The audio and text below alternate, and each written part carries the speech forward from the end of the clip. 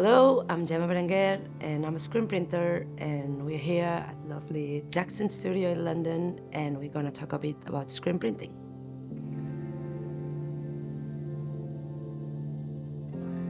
Right now, if I think back, I really think and I really realize that screen printing changed my life. It seems silly at the first time, but then I think that it's kind of lovely that how this makes me travel and be involved in amazing projects with great artists. So I don't know, I'm happy. I choose this as a path of life. I have my squeegees here. This one is sad, this one is happy. Sometimes it goes bad, sometimes it goes good. My first contact with screen printing was at University of Barcelona.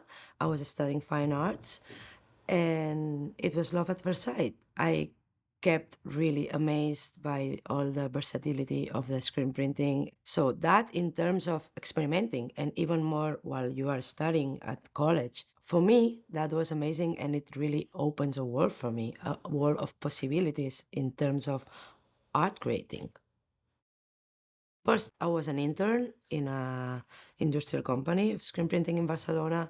It was nice because I learned a lot about screen printing in real world, not in just in college where you are in a kind of a bubble of artistic experimentation, and but then it comes the real world and it comes like you have to make a living. So I learned a lot in terms of how to run a business, actually, because I was young and I didn't know anything about that. That's the good part, but the not such a good part is that I missed to work with artists because sometimes it was really tedious and repetitive. 90% of the time we were working with solvent inks, and that was awful for health and environment. And I didn't want to be 8 hours like with all those vapors in my head. So in 2008, we decided to start this artist collective called Monostereo in order to print actually in more artistic way. We were actually surrounded uh, from artists from many disciplines. Like one was an illustrator, and the other one was a mural artist, and the other one was a designer, and I was a printmaker. So we decided to put it together. Nowadays, we do three things. One is our own projects with artists we love. The second part is commissioned jobs, which we do mostly right now and basically on paper. And the third part is the workshop and teaching part. So I really, really like to teach, and I really, really like to uh, do workshops worldwide. I've been in Morocco like 3, 4, 5 times maybe. So it's going there in maybe parts of the city with really, really low resources. And we bring screen printing technique there, and you see all these young artists uh, like freaking out. Like when they pull the screen and they do like this, it's like magic to them. So I feel it's really, really rewarding, and I'm so amazed, and I feel that it kind of fill my soul when I do this type of job of going there and teaching this technique to them. Okay, so now what we're gonna do is to tape our screen because we need to cover all the parts that have no emulsion, because otherwise the ink would come through here. And make sure that we cover the border like this. In Monostereo, we do different things, and we print on paper for several artists. We also print a lot lately of LP covers or crazy fabric projects like printing sheets or printing like cushions. Also, we print a lot of geek posters. We really like geek posters. We are members of API, which is the American Poster Institute. It's a non-lucrative organization that promotes the geek poster culture around the world. A geek poster to me is the perfect combination of the perfect match between visual art and music. And also, the musicians really appreciate our work by trying to put an image to their music and to do like a perfect combination. So, first, we use a drawing fluid, and we're gonna directly draw on the mesh. You can always put a reference beneath. the screen and you can elevate it a little bit with whatever. How do you find, or how do you get to your design? It's a very tricky question because the range is so wide that I think that the most important thing is that you have to have very clear what do you want, or at least experiment until you have clear the results you want to get. But basically the plan would be to get ready the surface you want to print, to get your files, then to burn your screens, to prepare your colors, and once you have all this, you are ready to go ahead and print. We have this kind of double emulsion technique, which I love, especially for workshops and teaching. You don't need a light, you don't need a photosensible emulsion. You draw in positive directly on the screen. So now we just need to let this dry. Of course, this one you are kind of super irritated about your skills with drawing or with a brush, but still it's something really natural, and it's something really artistic, and it's a very artistic way to prepare your screen. We put it on a fan and you can see it's dry. Next step, which is the screen filler. So you just flip the screen, you come here, you just directly do like this, and you can remove the excess. You apply the filler, it gets dry, and then with water you rinse it and the first one disappears. Basically it's just applying water and you will see that it's super easy. And these two products are no light. We have our spooky ghost ready to print. So we have this system, the photosensible emulsion system, which is the mostly used in all the screen printing workshops in the world, because it really allows you to go further in terms of detail and in terms of finishments. You can actually prepare a screen with whatever. So now what we're gonna do with this is we're gonna do our background and we're gonna do a blend, like a split fontaine. That means that with just one screen, we're gonna have at first 3 colors, but then you're gonna see like a nice blend. We situate our paper on our marks, the corner.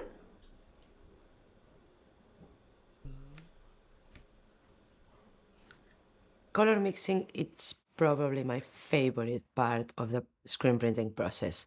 Usually we print from lighter color to darker color.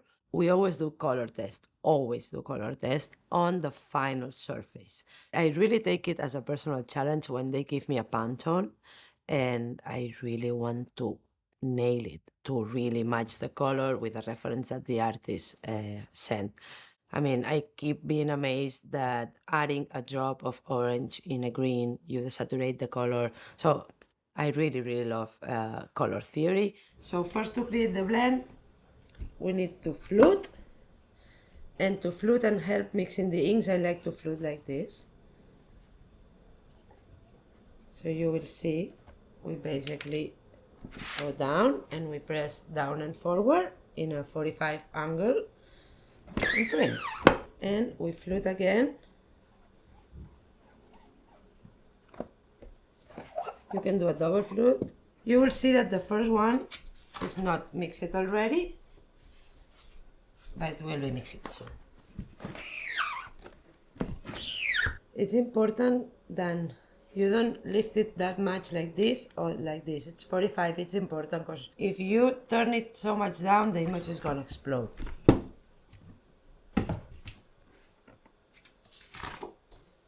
So we have our blend. From the first one to the last one we print, you will see the range of colors and the tones that we get. I can totally say that paper is my favorite surface to print on screen printing.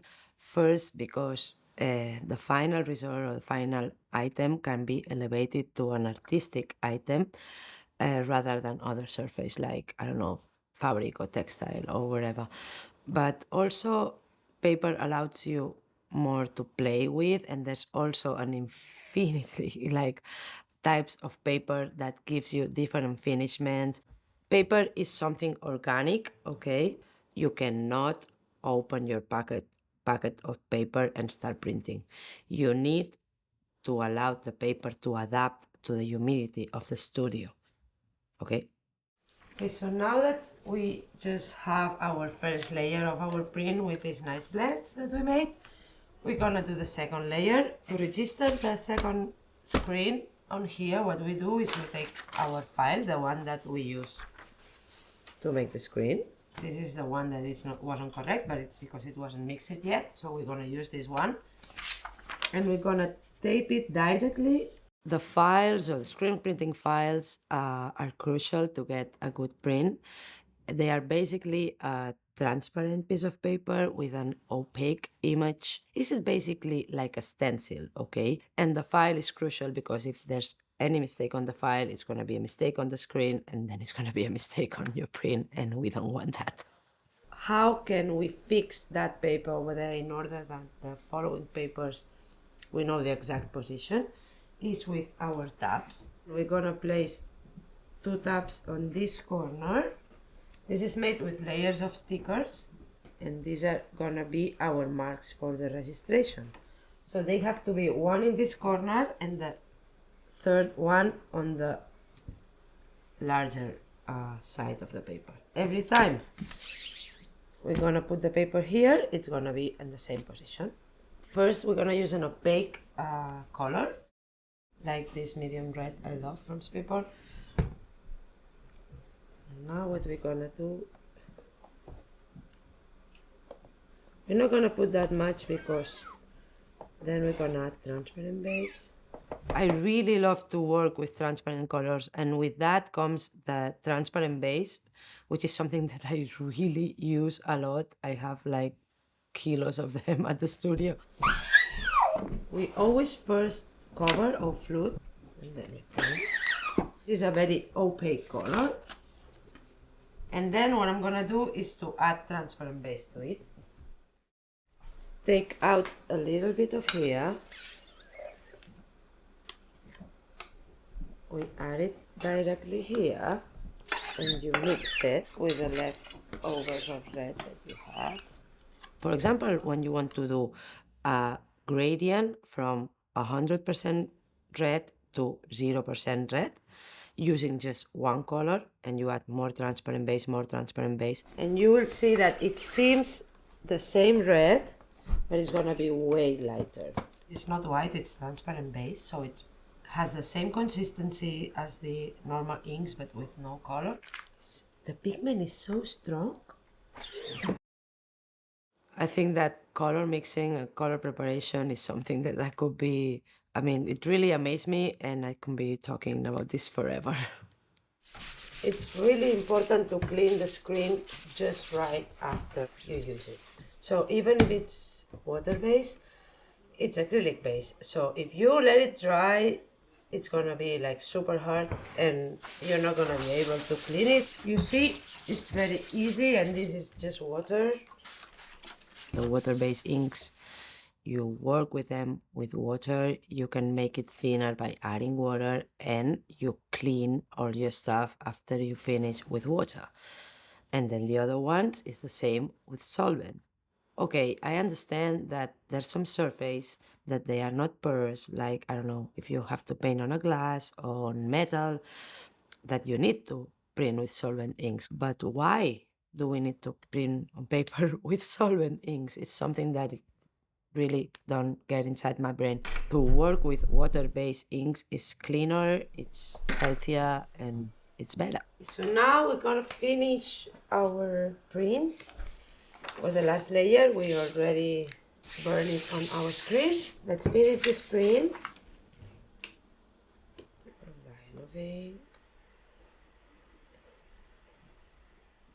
Maybe you print and this is not perfectly registered. Don't worry, we know we have extra papers and we can always move the tabs. Always print more paper than you need, especially if you are printing at multiple color prints. So each ball on each color is a change. You have to screw it up. So first we flute, and then color, and here we are.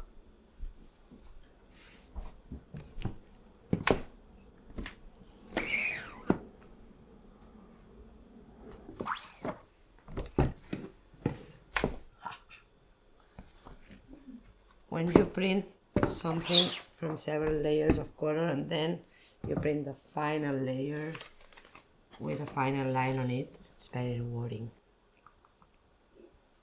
Honestly, I don't know what my life would be or where I would be if I didn't choose this path. Now I'm really happy with the life I got. I don't know, just I can say screen printing changed my life.